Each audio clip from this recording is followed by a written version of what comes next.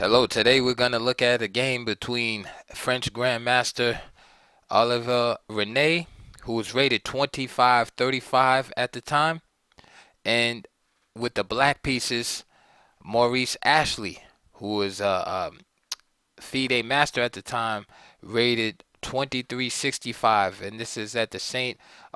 Martin Open, round 3 in 1993. Now, Oliver Renet was is a French grandmaster and he's still active. Right now he's 55 years old. Um, of course, 1993 is 27 years ago, so he's much younger. For those who of you who don't know about Oliver Renet, he was actually Anatoly Karpov's second in his 1990 championship bid versus Gary Kasparov, and he had only been a grandmaster himself for 3 years. He was a grandmaster in 1990. Um, so this is just 3 years afterwards. So he has the white pieces, and he's playing Maurice Ashley with the black pieces. So the game started off c4, c5, knight c3, knight c6, and we end up in this symmetrical English. Okay, a3, a6, rook b1, rook b8, and we see the symmetry just going on and on, and until, of course, white breaks the symmetry, forces the symmetry to be broken, as b5 from black would just be dubious at this point after c takes b5. So b4 forces the symmetry to be broken. Just a quick positional um, lesson. Max Oliver once stated very long time ago in one of his books, I think it's The Middle Game, uh, and he basically said in symmetrical positions, they're usually going to be drawish. Uh, the only way to really get an advantage in the symmetrical position is to, or basically whoever is going to have an advantage in the symmetrical position is the first player that, to achieve the initiative. Because with everything being equal, if you don't have one move ahead of your opponent or force your opponent around, you're really not going to be able to achieve much in the symmetrical positions, and you see many grandmaster games end up in draws. Okay, because there's just not enough imbalance in the position to create any confusion, especially with two experienced grandmasters playing. So here we have b4, c takes b4, a takes b4, and now b5 from Maurice. More symmetry after c takes b, a takes b, knight f3, knight f6, and now we see d4. So again, white having that half a step ahead. He's trying to take the initiative here. Now, black, if he wants to, can play d5 and keep the symmetry going here. Maurice plays castle, castle, and now he plays d5. So again, after 12 moves, we have a perfectly symmetrical position here on board.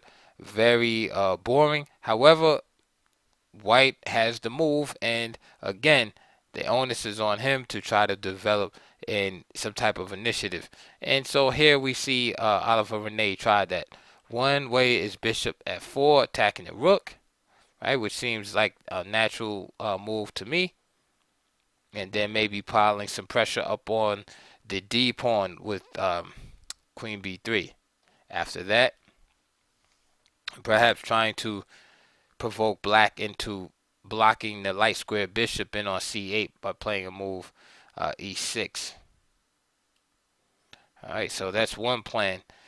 95 was played in the game, just attacking this unprotected piece right here and giving Maurice some choices. He could play bishop b7 here. And there's really nothing to write about here. After, say, knight takes c6, b takes c6, and now bishop f4.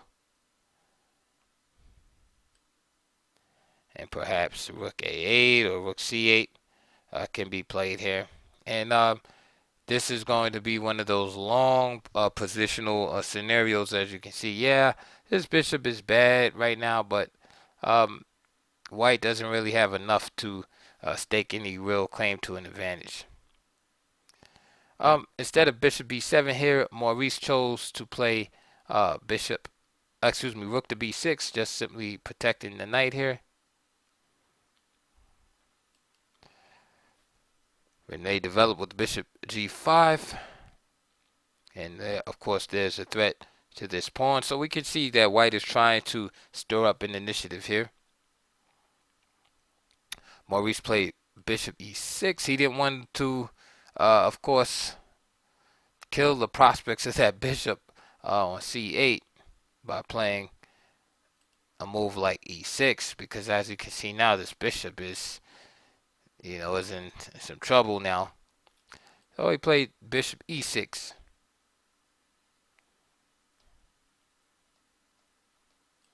Now e3 by Renet, and this move is a bit slow. And so now 98, and of course Maurice plays 98, and then e4 is played. And to me, this is where white kind of starts to lose the thread on the position. It's like he's pressing too hard here.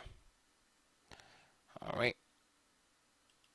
Black played knight takes e5, d takes e5, and then Maurice plays d4, hitting this knight right here. And Renet drops back with bishop f4. Notice that the knight can't be taken, because if d takes c3, just simply queen takes d8. Going back to the position at the e3, 98, e4 here. Of course, note that after f6, white would just keep going with e takes d5. There's nothing to worry about at this point. And let's say knight takes d5, then just d takes, f takes, and a bunch of exchanges would take place here. And white will be a little better due to his space on the board and his extra material.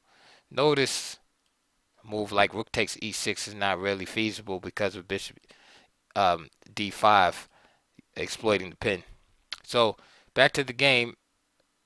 So e4, knight takes e5 was played, and now d takes e5 here. Another option, instead of the sharp d4 that Maurice played, is just simply recapturing the pawn. Bishop takes e5, and then white could play knight takes d5, bishop takes, rook e1, bishop c3, rook e2, bishop f6, bishop h6, bishop g7, takes, e takes, queen d6, rook c2.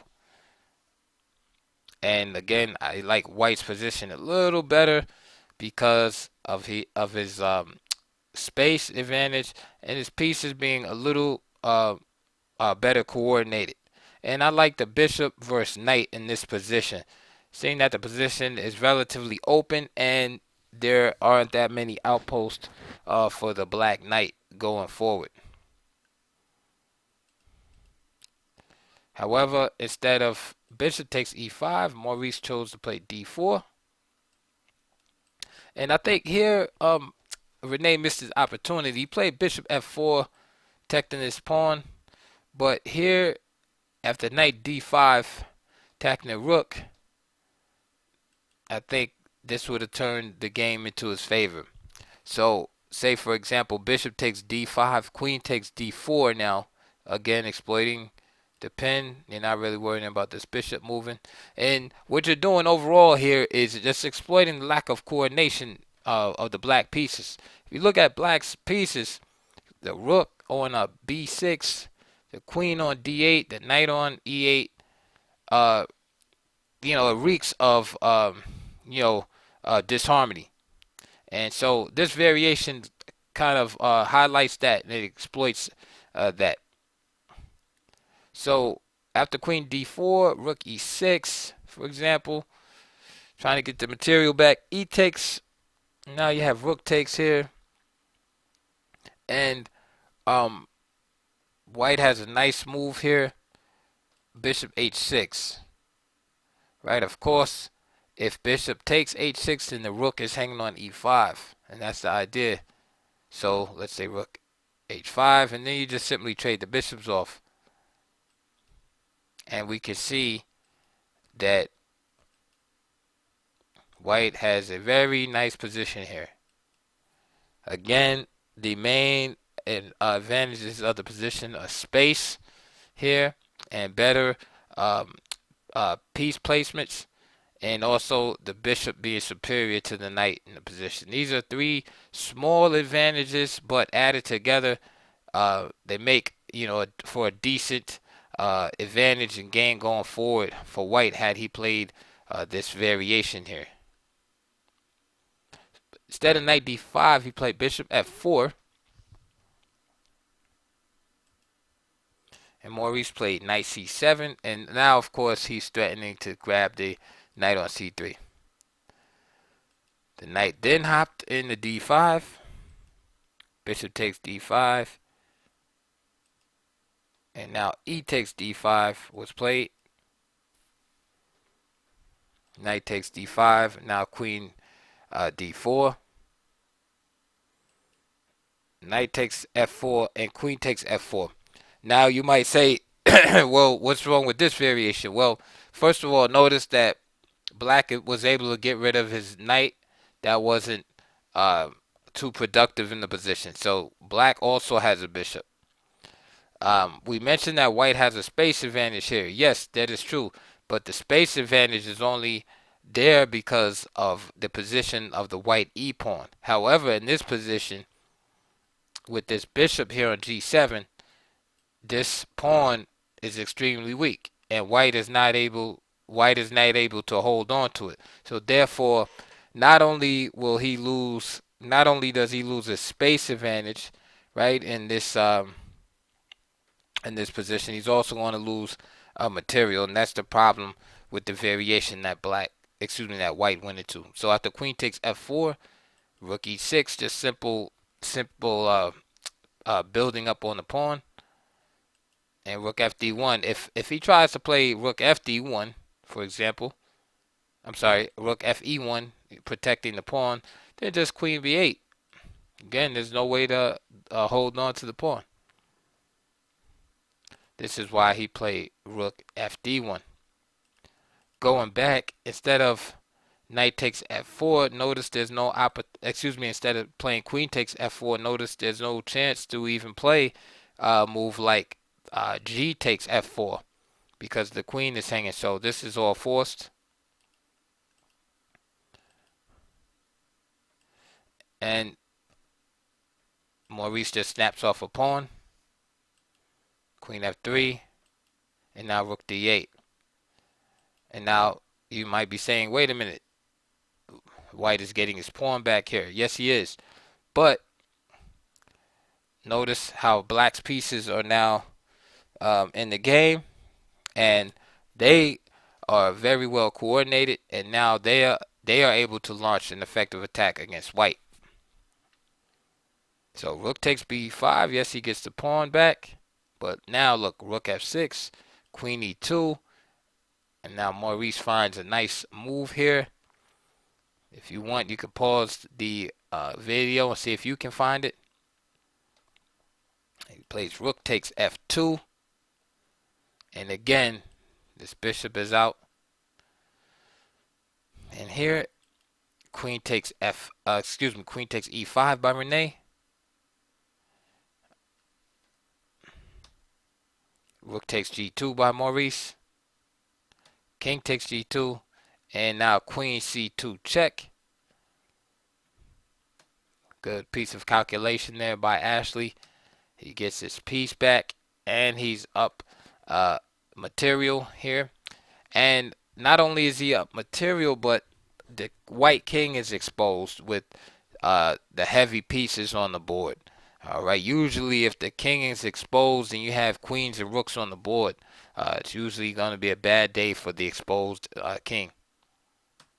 Rook b8. And this is a bit of a last-ditch effort by Renet. I'm not going to say he overlooked anything. I think he was just going for a perpetual here.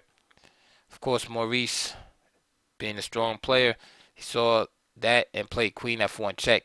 What do I mean by perpetual? Well, if he just plays rook takes b8 here, queen takes b8, king g7, and I'm just giving a sample line here, queen e5, check, and there's really no way for black to escape the continued checks. Say after f6, then you have queen takes e7, king h6, and of course there's queen f6 here. This queen f8 check, queen king g5, queen c5, and so on. And then if f5, then there's losing actually. So if he plays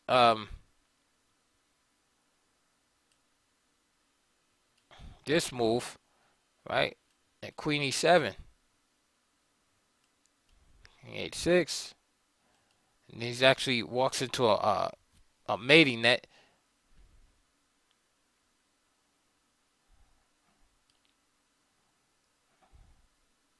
Let's say he plays a move like queen b2 here. Then just simply queen f8 check. Queen g7. Right? And so that's what he has to do to avoid. But check out what happens. Simple chess. And this baby right here, this pawn on b4 is going to run up the board. So this was like a last-ditch effort, this move rook b8 by Renet, hoping that perhaps Maurice would grab it and he will have a chance to turn the tides. But after queen f1 check, king h4, now he takes rook takes b8, queen takes b8, and now Maurice is just up material, and there's no way for white to get those checks in now. Queen f3, g5. Again, this is all desperation. h5, g takes, e takes, queen b7, and of course, it's an error as Maurice just captures the queen. I don't know if Renet did that on purpose or that was a glitch, but he was dead lost anyways. There was nothing he could do to really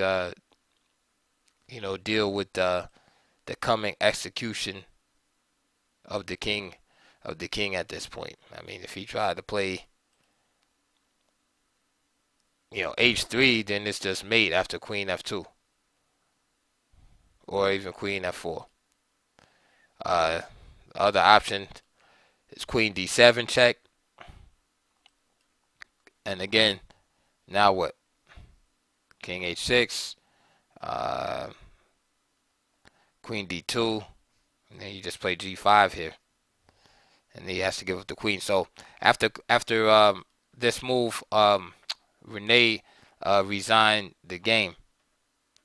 So as an obscure game, good game by Grandmaster Maurice Ashley. Of course, he was a FIDE master at the time, and good victory over a decent Grandmaster in Oliver Renet, especially from a symmetrical English with the black pieces and little prospects in the position.